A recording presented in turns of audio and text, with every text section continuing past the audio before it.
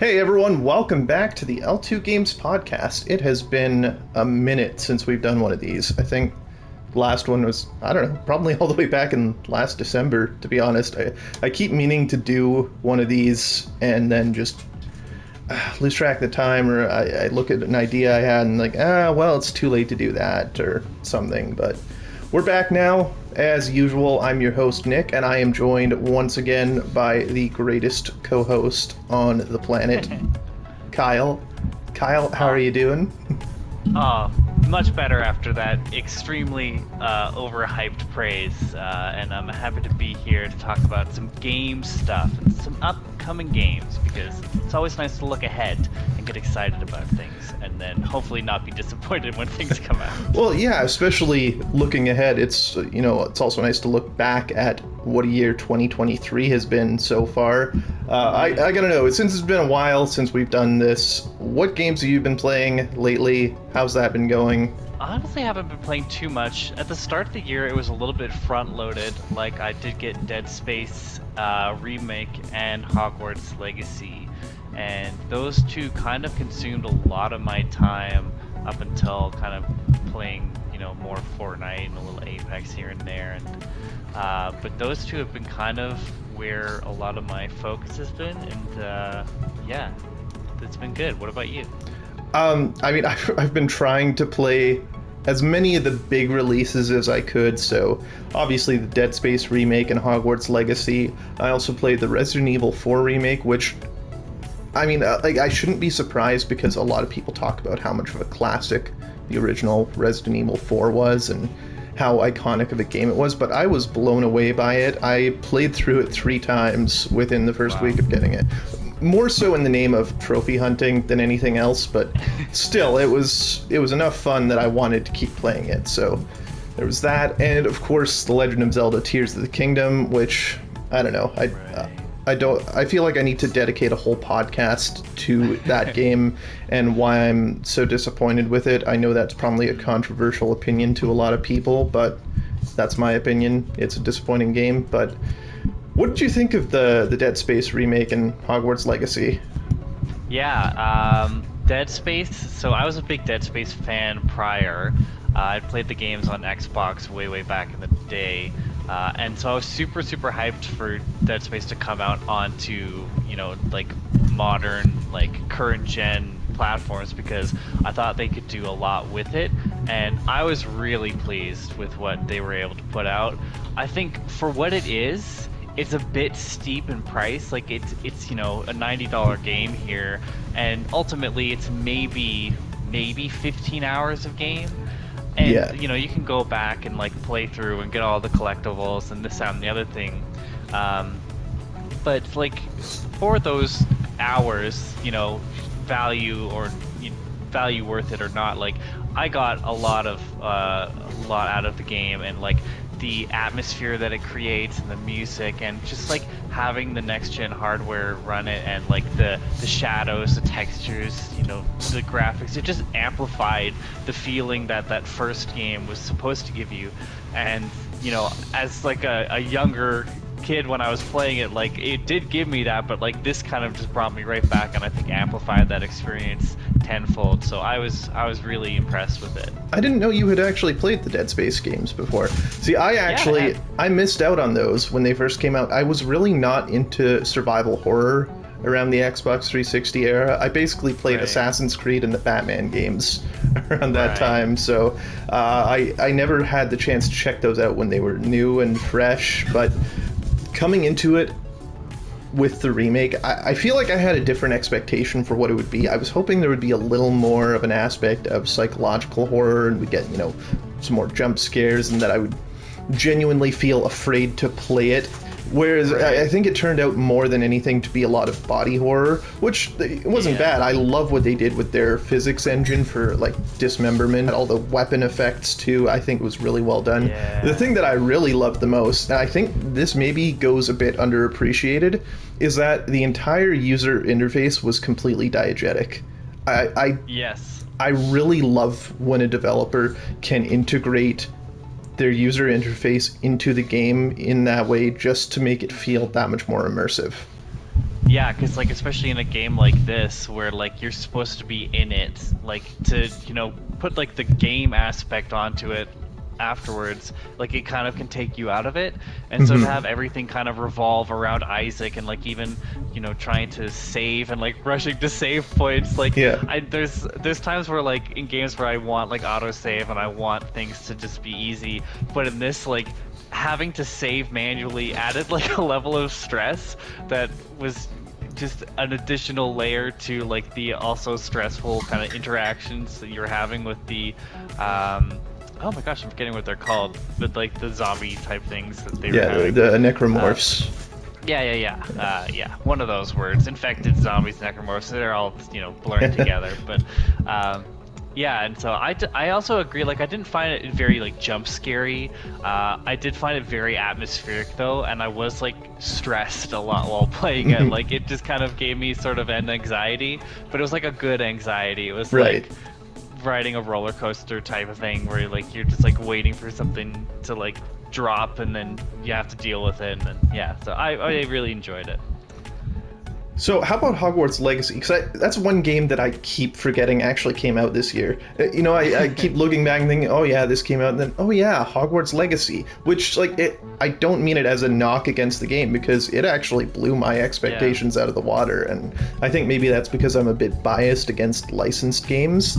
I'll look at a licensed game and think, well, I feel like either they're going to stray so far from the source material that I'm not going to enjoy it, or it's just going to be such an underbaked game that's relying entirely on brand recognition to sell. Yeah. So, I mean, like, we've had a few surprises in the past, like Middle-earth, Shadow of Mordor, and Shadow of War. Obviously, two great examples of licensed games that, again, kind of blew expectations out of the water. And I kind of got the same feeling with Hogwarts Legacy. Yeah, I was also really impressed with Hogwarts Legacy. Like, I was really excited for it going in, and I felt like my expectations were met, if not exceeded. Like, I was really impressed by just, like, the scale of the world. I found the combat to be really good. Like, it was easy enough to get into, but, like, it has this skill ceiling where you're, like, trying to swap out spells and stuff and trying to find, like, the best combination of, like, flipping someone around, throwing stuff at them, and just, like, doing crazy combos that can really enhance the player experience. But then there's such a layer of depth to it too, in an RPG sort of way, where like you're collecting all these materials, you're going on all these quests, like all these little things littered around the maps and interactions with NPCs and other characters and storylines that were interesting to like kind of okay in other cases. Yeah. But yeah, like I thought it was really impressive. But I also like suddenly just dropped off playing it and completely forgot about it. I don't know what it is about the game that just didn't really draw me back once I kind of had my fix filled. Like it was just kind of done. I think it's kind of the story is the big culprit there, because it's a very thinly plotted game. There's not any, really unexpected twists. There's one sort of that, doesn't really have a huge payoff anyway. And I think just it felt a bit convoluted at times too. Like I never really knew playing the story what my goal was supposed to be. Like what is my character trying to do here? Yeah. But like aside from that, yeah, I was surprised at how deep of a game it was and how well it really fulfilled that power fantasy of being a wizard existing in this world. So yeah, that was a lot of fun.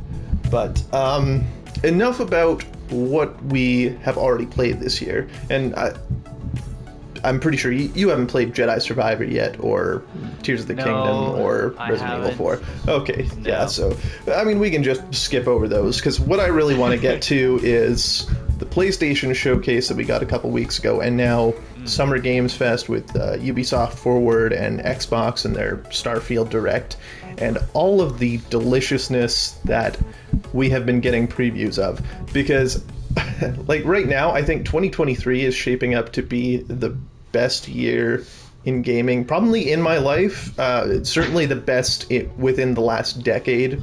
The last time I think there was a year that really felt like this, packed with quality releases all the way throughout, I think was probably like 2011. if that, because there's been so much more this year that, like, I'm having trouble figuring out how to budget and, be able to play all these games.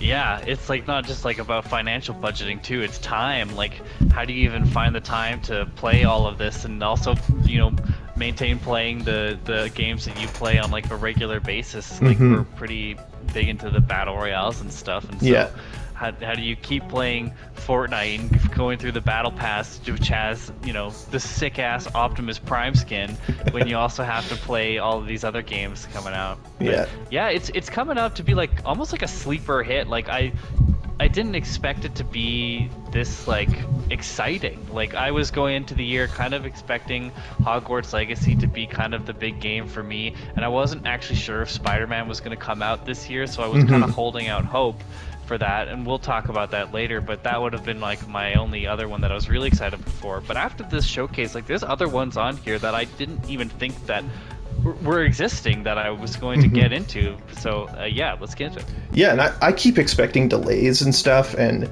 I've been genuinely surprised at how many games are getting release dates, and I think what we're seeing here is just the rollover from all the things that got delayed during COVID finally being released all at once. And I think this year is really like the start of the PS5 generation. So yeah, this is really looking like the year 2021 I think was supposed to be.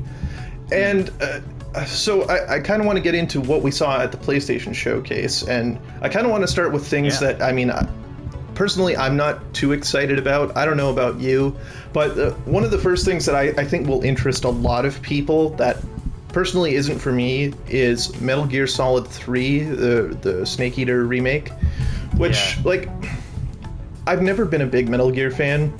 I tried Metal Gear Solid 5 and just couldn't get into it.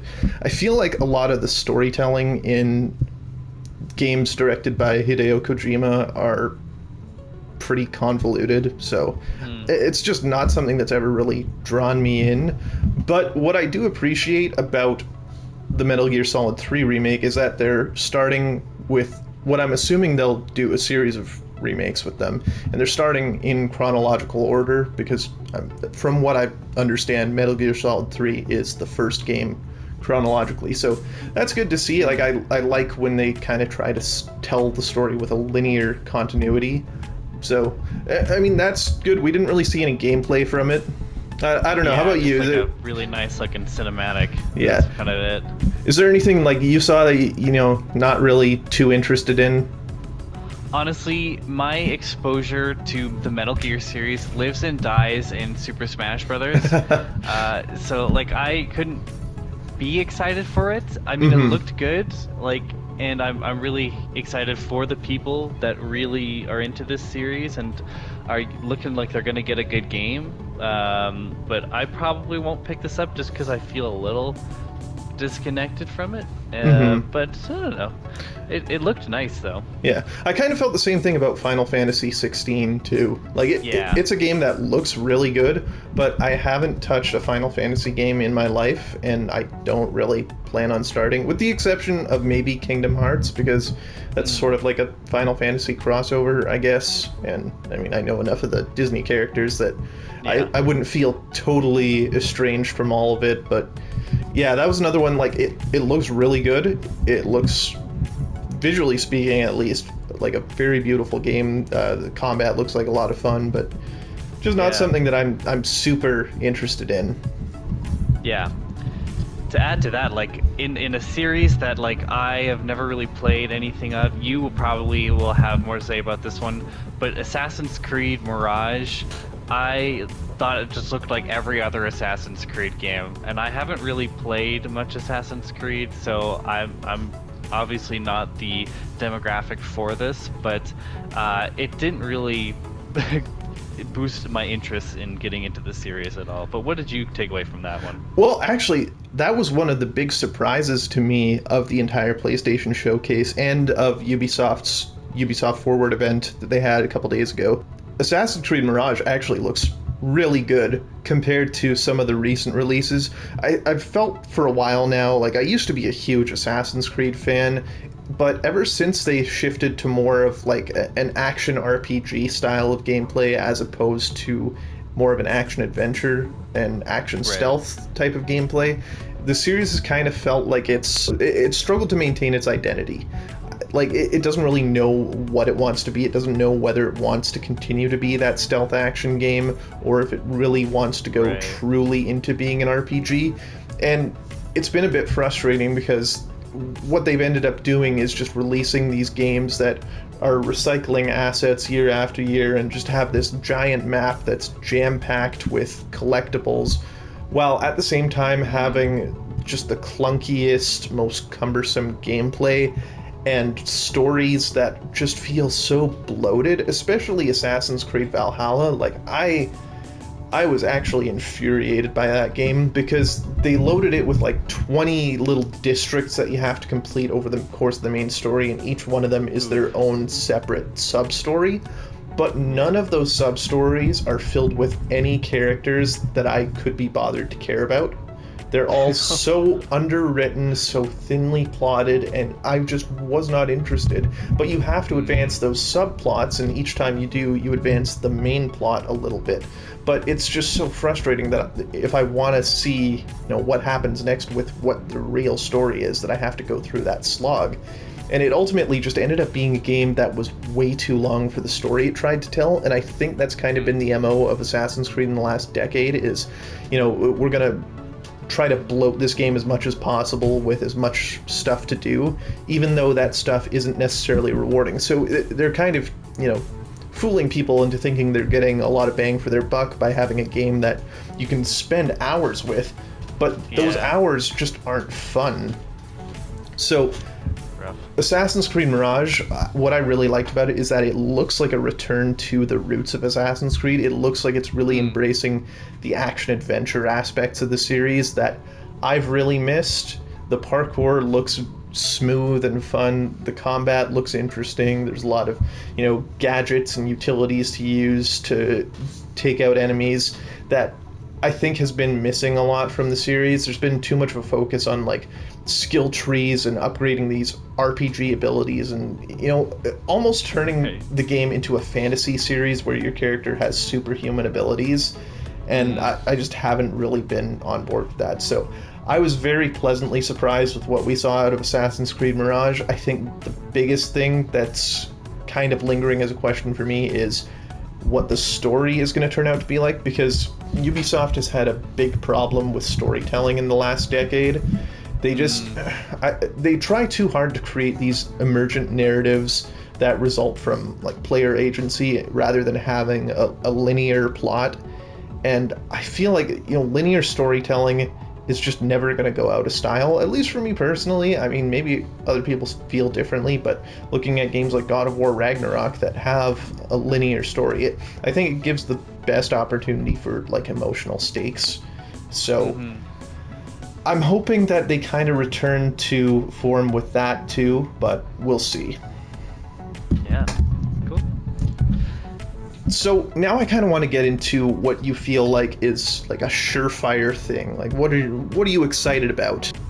Yeah, I mean, one of the surprising ones that I was excited about was Helldivers 2. Like, I had never heard of Helldivers in my, 27 years on this planet, and then Helldivers 2 comes out with this trailer that just looked like so much fun, and I could just imagine like you and me and like some other people just like playing as these crazy, on these crazy planets shooting crazy stuff. Like, it just looked like a lot of fun to have with friends, and I didn't think that this would be the type of game that I would get excited about, especially for a property that I've never heard anything about. But yeah, that one surprised me, and I'm actually really excited for it. Yeah, I had never heard of it either, and I think that's because the first Helldivers was a top-down shooter, and I'd be really interested to know how fans of the first game feel about it switching to an over-the-shoulder third-person shooter perspective. Yeah. Because just looking at it, my big concern is that it kind of feels a lot like every other generic third-person co-op looter shooter that we've gotten so many of in the last few years. Like The Division and The Division 2 come to mind. Obviously not third-person, but like Destiny, even something like Avengers, which, God, that was a disaster. But yeah. that's my biggest concern, is that it's just going to turn out to be another one of those games. It looks like a cool concept, and the trailer seemed to have a lot of personality to it. There was a lot of quirky humor that I was getting from it, so I think that might help to sell it for a lot of people. And I think with that one, like, I'm going to keep an eye on it for sure. It's something that I'm probably going to wait for the reviews before I commit to buying it or anything. Oh yeah, same. It's not one that I'm gonna pre-order or anything, which I don't think I'll really pre-order a game anymore. But like, it is definitely one that I'm going to be paying attention to. And if it comes out and it looks good and it looks worth the price, then yeah, I think I might dive in to Helldivers. Nice. But what about you? What's one that stood out? Well, I mean, an easy one for me is Alan Wake 2. I'm so excited to finally have a release date for that. Alan Wake is one of my favorite games of all time, just because of the episodic storytelling in it, and I felt it had a really strong narrative with a lot of characters that I personally really connected with, and it also had pretty engaging gameplay. Like, it was nothing super revolutionary. There was a lot of pretty standard fare third-person shooter combat, but I really enjoyed it for what it was, and I've been waiting for Alan Wake 2 for a decade, because the original game and its DLC both ended on major cliffhangers, and then they just went completely silent for years. And I was like, okay, so where's the next one? I want to see how this story ends. So we're finally going to get some resolution to Alan's story in the sequel, and I can't wait for that. But I think the big one for me out of the PlayStation Showcase, and I'm assuming the big one for you, is Spider-Man 2. Yeah, definitely. I was kind of holding off. I was waiting for kind of like you to set that moment up a little bit more. I just, maybe we touch on some other games so they don't get completely buried under the weight of the excitement that is for Spider-Man 2, because hot diggity damn, does it look fun. It really does. I am so happy to see that symbiote suit is going to be a major focal point. I know Insomniac said with the first game they didn't want to add the symbiote suit as a costume you could wear because they felt that it deserved its own game. I just was worried that they weren't going to deliver on that promise, or at least if they were, they weren't going to do it with the sequel. Yeah. But oh my god, I'm so excited for that. Yeah, and we were talking before, like right after this happened, we were playing some games, and we were kind of talking about the villains, and obviously they're doing Venom, like they've made that very clear, and obviously they're doing Kraven, but if you were looking at the marketing for Spider-Man, the first game, like a lot of it was focused on Mr. Negative and teasing a little bit of the Sinister Six, but like the real core of that game was around Doc Ock and Peter's relationship with Otto, and then that whole villain arc, like Peter's mentor turned villain sort of thing. And so I'm really curious as to what they're hiding, because I feel like this isn't entirely everything. Like, we don't know how the symbiote suit was, made, or like what it is. Is it an alien? Is it like an artificial thing that was an experiment? Yeah, sort of like the Ultimate Comics continuity. Yeah. And how does Peter get it to begin with? Yeah. So I'm looking forward to it, because it does also seem like they're going to do like the kind of Kraven's Last Hunt thing. I feel like at some point in the game we're gonna see Peter die, like he's going to get buried by Kraven, and then we'll have the suit come and resurrect him like it does in the comics.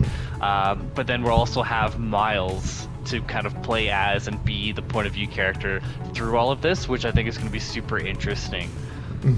Yeah, Insomniac has sort of been hyping up the mystery of who Venom is too, and I mean, obviously Harry Osborn is kind of the easy answer given what we've seen so far of Harry being in stasis with the symbiote, presumably in that little pod with him at the end of the first game. They have said that it isn't Eddie Brock, but I'm not going to take that as confirmation that it isn't. They could always just be trying to pull a fast one and just keep it under wraps. But I'm kind of interested to see if maybe it actually turns out that Peter is Venom, and that we get a Miles versus Peter type of situation. I mean, I know in the first, cinematic reveal trailer, you get that shot at the end of Venom at the end of an alley with Miles and Peter facing him, but that could just be all intentionally misleading. I think it would be an interesting twist to see Peter as Venom and have this sort of mentor versus mentee dynamic with Miles and Peter. Which would kind of parallel the first one in a way too, because Peter and Otto were kind of like mentor-mentee sort of thing.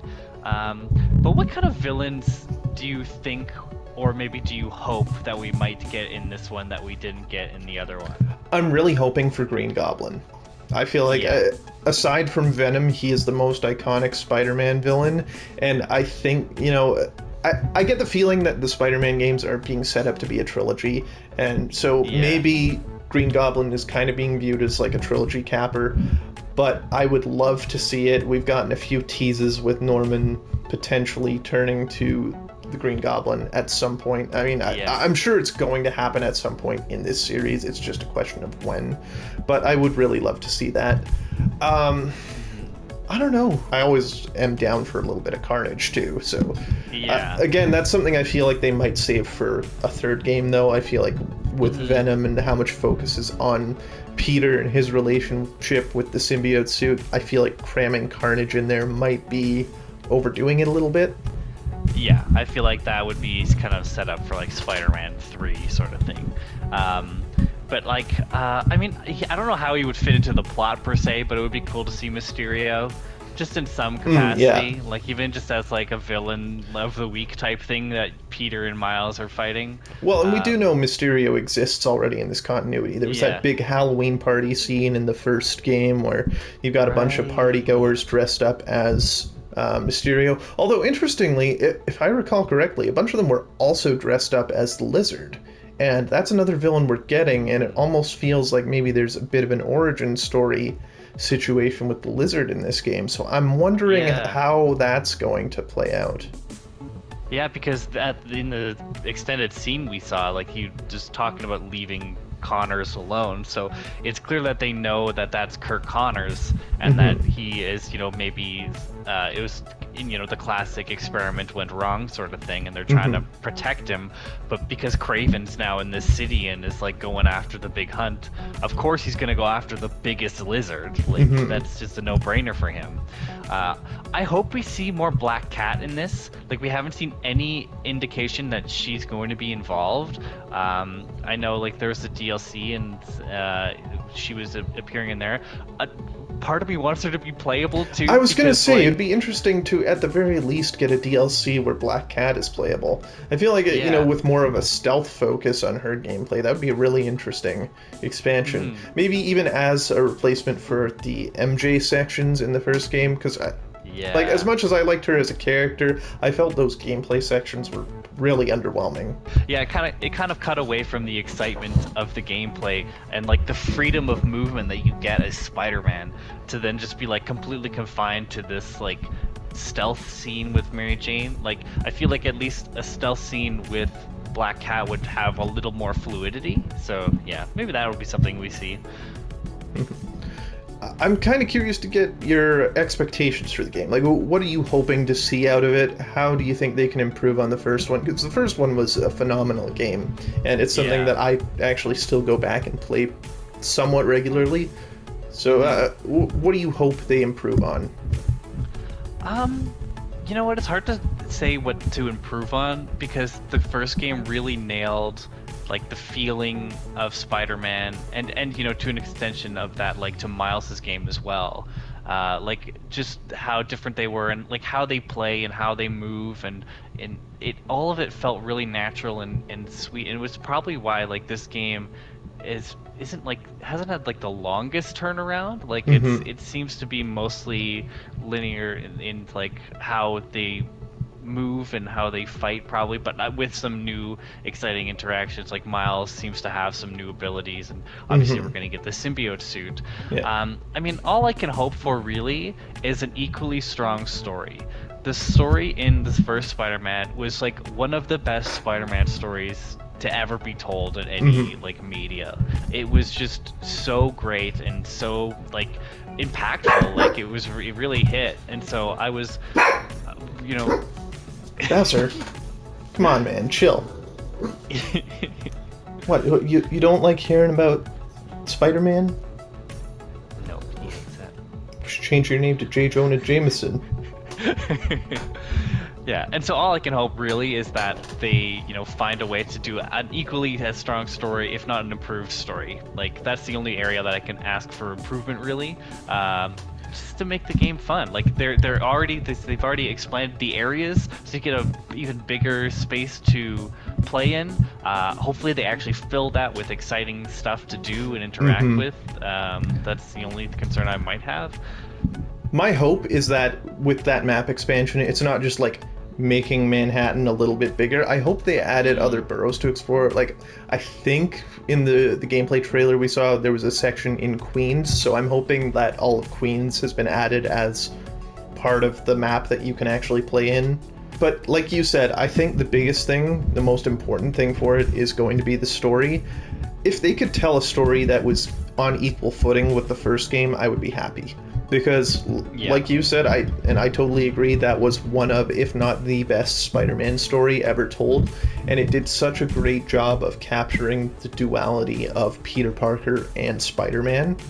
So I really just want to see them build on that, and if they can improve on that, then that might be my pick for Game of the Year. Right now, it's kind of looking like Jedi Survivor, but there's always room for Spider-Man to blow that out of the water, especially with, how good that first gameplay trailer looked. Yeah. The thing I'm most excited for from that is just getting to use the symbiote suit and seeing, how well they appear to be portraying it. Obviously, we can see those, darker tones to Peter's personality, the more violent instincts as a result of being bonded with the symbiote, and even the combat looks a lot more brutal, like shooting out tendrils and grabbing like 5 guys at once and smashing them into the ground. And I think that's my biggest hope from the gameplay perspective, is that they really convey the sense of brutality that you get with the symbiote suit Spider-Man compared to OG Spider-Man. Like if they can really nail that feeling that this is a dark, violent version of Spider-Man, I'll be 100% sold. Yeah, me too.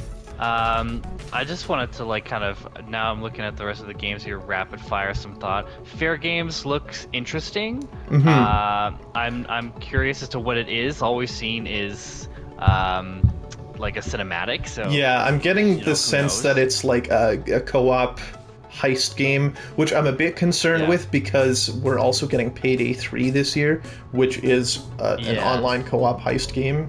And I mean, Payday 2 was not the best looking game visually, and also didn't control the best, but it did a really good job of emulating like sort of the GTA 5 style of heists. Creating these heists where each individual player has their own role to play, and you have to actually cooperate to get your score.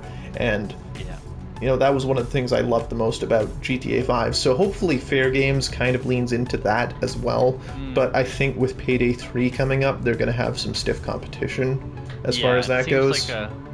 Seems like one of those weird instances like what they have in movies, where there's like the Friends with Benefits and No Strings Attached coming out in the same year. Like it's one of those parallel thought type things. So. I don't know. Speaking of parallel thought, Foam Stars looks exactly like Splatoon.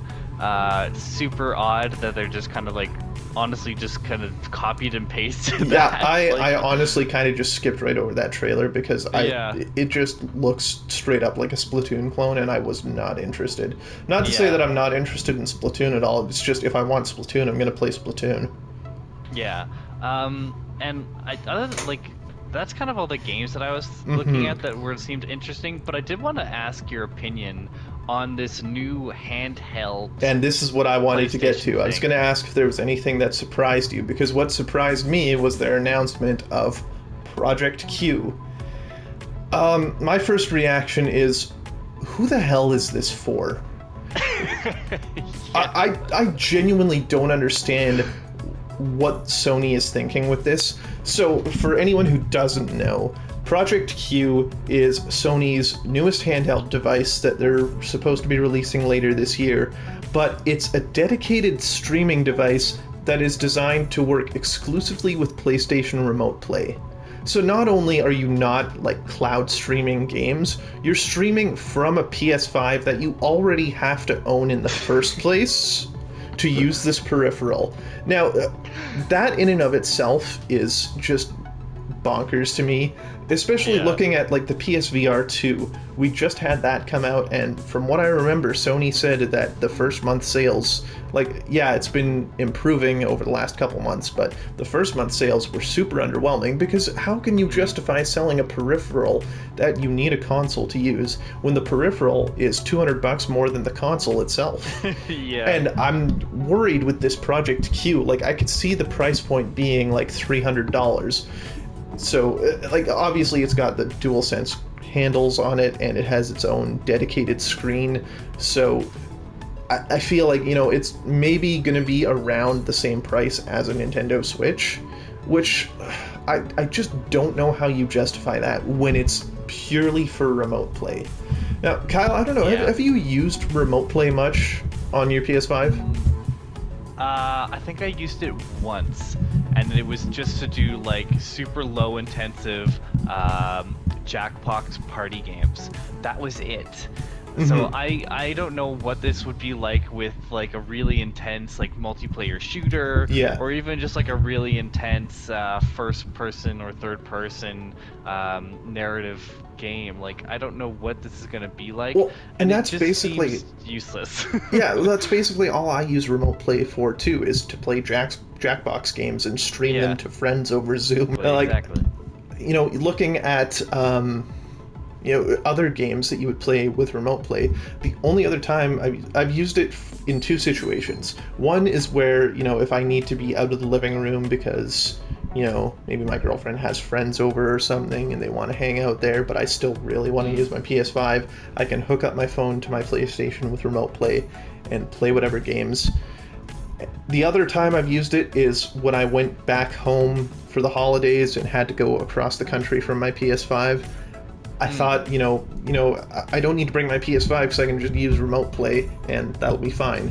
So these are two very different situations, because in the first situation where I'm still in my house with my PS5 just in a different room, you can actually stream the games via remote play with fairly low latency. There's only a couple milliseconds of input delay, and it actually runs pretty well. Like, I've tried playing God of War Ragnarok like that, and it wasn't a terrible experience. But the problem with that is that it needs to be on the same Wi-Fi network as your PlayStation to begin with. So you need to be in your house anyway, which begs the question, what's the point in having a dedicated handheld device that you're paying $300 for to use it in your own house? Because on the other hand, if you're using it for traveling and going across the country, well, if you're traveling and you're on the road, like say on a road trip or flying in a plane, the device is going to be useless because you don't have a Wi-Fi connection to stream to. So basically you need to be staying somewhere where you've got not just Wi-Fi, but strong enough Wi-Fi to stream games. And even then, like, you're going to have terrible latency unless they've done something revolutionary to fix that. And, you know, if Google couldn't figure it out with Stadia, I seriously doubt that Sony has managed to get us to a point of near zero latency streaming gameplay. So I'm just really confused with Project Q, because I don't know who this is for. It seems to be like a device you would use in your home, and, you know, if that's the case, like, you look at something like the Backbone. I don't know if you've seen ads for Backbone, but it's basically just Nintendo Switch Joy-Cons for your phone, pretty much. You know, it's this little device you attach to your phone via the charging port that is pretty much the exact same thing as what this Project Q is supposed to be. The only difference is that Project Q has the DualSense haptics in it and has its own dedicated screen rather than using your phone. So why would I pay $300 just for that when I could just hook up a Backbone to my phone for, I think it's like $90? You know, it's just such an asinine decision by Sony. I'm truly baffled. Yeah. I like it. It seems honestly like a waste of R&D. Like it's something that seems so minusculely like the usage seems such like a minuscule thing to It's like such target. a niche thing to be Yeah. trying to create a dedicated device for. Exactly. And like I get like trying to, compete against the Switch and like the Switch's functionality, and like I mean that's their whole hardware in the Switch that Yeah, you can the pick Switch, it you up, can you have play the it, you can put games it down. downloaded onto it, you can play off the cartridges. You can't do that with Project Q. You're streaming from your No. PS5. Yeah, like I understand the idea of like having a PlayStation 5 in your hands. Like that's a really cool idea, but like I think they took the idea and it was probably honestly some executive that said, "I want to have the PlayStation 5 in our hands." And they were like, "Well, we can't do that because it's too powerful, like it would take too much size, like it wouldn't be comfortable in your hands." And he's like, "I don't care. Do it." Yeah, And the so they just PS5's already a did- gargantuan thing. Like, Yeah. no, I don't know. And seriously, like, I would much rather have seen Sony, if they were going to try to get back into handheld gaming, actually make a go at getting into handheld gaming Yeah. with a dedicated device that runs its own games Yeah. on something portable like a Steam Deck. We've seen the Steam Deck, which can run PC games at high res and run them fairly well. So I would much rather have seen them try to go for something like that than pull out like basically just a second screen. This is the Wii U gamepad for a PS5. That's what it is. That is the best description of this. Yes, it is the PlayStation 5's Wii U gamepad. Yeah, and that did so well for Nintendo. Yeah. It's just like Sony with their peripherals lately has just been making the weirdest decisions. The overpriced PSVR 2 and now their Project Q. It's just... What are you guys doing over there? I don't know. Just messing around. Just having a gag, Yeah. Just a couple of boys and girls just messing around. Yeah. Good times. Well, just to round things off here, anything else in the last few days you've had a chance to look at that looks, maybe a little interesting? Because, I was taking a look at, obviously, Xbox had their Starfield Direct, and Starfield looks incredible, and I really, it's something that's making me want to go out and buy an Xbox, which is something I think Microsoft has been sorely needing for a while now, is one of those big console seller games, and Starfield might be it. The other thing I looked at that was really interesting to me was Avatar Frontiers of Pandora. Interesting more than anything because it's actually releasing this year. I was not expecting this game to come out for another 2 years. Yeah, neither. But now that I've seen what it looks like, I'm also like kind of not surprised that it's coming out this year because the game is Far Cry but make it Avatar. It looks identical to a Far Cry game to me. Yeah. Well, and you know what? It's gonna get me in the door. Like I've never played a Far Cry before. They looked kind of fun. I've just never really been interested in playing them. Fair enough. And honestly, you put the IP on there, I'm in. I like Avatar. Like I want to play it. And like that's not necessarily a bad thing too. I've had a lot of fun with a lot of the Far Cry games. I really loved Far Cry 3 and Far Cry 5. So I'm not necessarily disappointed by more of that. It's just like I was hoping for maybe a little more with the Avatar IP. And speaking of Ubisoft and making runs at big IPs, the other big one that we got to look at was Star Wars Outlaws. Yeah. Which that also surprised me because first of all, it came completely out of nowhere. I think we knew that Ubisoft was making a Star Wars game, but we just didn't really know much about it. Yeah, I was under the impression that it great. was going to be more of like an action RPG where you can kind of like pick what you want your role to be, like whether you want to be a Jedi or a smuggler or something. That was at least what I had heard from leaks, so I was a bit surprised to see that they're going in the direction they are with it. What did you think of what we saw of it? Yeah, so I haven't actually sat down and watched like the whole 14-minute gameplay trailer. So I've seen pieces of it. I saw her like running to her spaceship and the transition between, planetary combat to like space combat, and that looks really fun and smooth. And I like that it's giving you that freedom. I think it'll give it a real sense of the world and the world building of Star Wars, to just be able to like hop in a ship and then leave the planet and go somewhere else. Like I think that's going to be huge for this game. And honestly, like the gameplay itself looks fun. Could it just be like another case of like this was like an action shooter type game, but they put the Star Wars branding on it, and all of a sudden now it's like a big thing? Maybe, because it does look kind of like something like that. But that's honestly, my it big looks really concern fun. with it. Yeah, looking at it, to me, it looks painfully like Watch Dogs, and the last couple Watch Dogs games have been a bit of a disappointment. I'm one of the few people, I feel like, who thinks Watch Dogs 1 is the best one in the series, and as underwhelming as that was compared to the initial expectations that Ubisoft set for it, I had a lot of fun with that game. I liked the dark and grittier tone compared to the second game, which, to be honest, felt kind of juvenile, and the third one just had a pretty weak story, and I mean the gameplay was nothing as revolutionary as they tried to make it out to be, and as far as Star Wars Outlaws, it also looks, you know, kind of like a cookie cutter third-person shooter just with a Star Wars skin on it. And again, my big concern with Ubisoft is just their ability to tell a compelling story. And I think if you're gonna set something in the Star Wars universe, you need to be able to tell a strong story, especially when we have a game like Jedi Survivor that just came out, which again is like a phenomenal game both in terms of the gameplay and the storytelling. So when you're going up against that, I think you really need to bring it, and I think, you know, if they don't do Outlaws right, it could be a recipe for disaster. Yeah. I guess we'll have to wait and see. It might be another game that I don't get right away. I mean, I feel like I should get through the Jedi games before I get into Outlaws.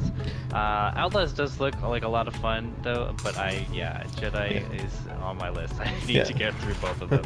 Now, I mean, I'm interested to see them take the no Jedi approach to Star Wars and give it that more grounded and lived-in feel, as opposed to the fantasy vibe of playing as a Jedi with an unbelievable amount of power. So, you know, especially in light of having seen Andor this past year, I am excited for more of those ground level Star Wars stories. I just really hope that they can do it justice. Yeah, me too. Yeah. All right. Well, I mean, that's pretty much all I've got. Is there anything else that kind of surprised you or anything? I mean, like, you kind of touched on it. I was going to mention Avatar. And I mean, like, if you're a fighting game fan, like, it's a good year for you, too, because you got Street Fighter, Tekken, and Mortal Kombat all coming out. Yep. Like, holy. Yeah. That's cool. I wish I was good enough at fighting games to enjoy them, but yeah, I mean, there's a lot of exciting stuff on the horizon. 2023, I think, when it's all said and done, will be the best year in gaming in a very, very long time. So I'm looking forward to seeing what the rest of the year has in store. Yeah, me too. And I'm excited to, you know, dive into some of these games, and hopefully the next time we're talking about them, it's not like, oh my god, what a failure. Oh my god, what were they doing?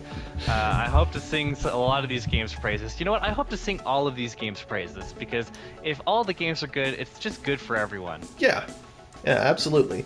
And I hope that too. You know, I'm really hopeful. The one I'm most hopeful for, that, you know, I know Alan Wake 2 is going to be great. I know Spider-Man 2 is going to be great. But I hope Avatar: Frontiers of Pandora exceeds my expectations. Same. I'm going to go in with low expectations, but if it can do a great job, I would love to have a game set in that universe. You know, as overrated as some people think the first movie was, I'm still, like, interested in the world that they built. So if they can make a solid game set in that, I'm for it. Me too. I'm in. All right. Well, thanks to everyone who tuned into this episode of the L2Games Podcast. Kyle, as always, it is an absolute pleasure to have you here to talk about some games. Oh, it's a pleasure to be here. Love dishing about some games. And as for everyone else, let us know in the comments what you're excited for coming up in 2023 and what you've been playing so far, and what your pick is going to be for Game of the Year, because right now I feel like, you know, Jedi Survivor, but it could very easily be anything else we've got coming out this year. It's been that good of a year. All right, well, we'll see you guys in the next one. Take care, everyone. Bye.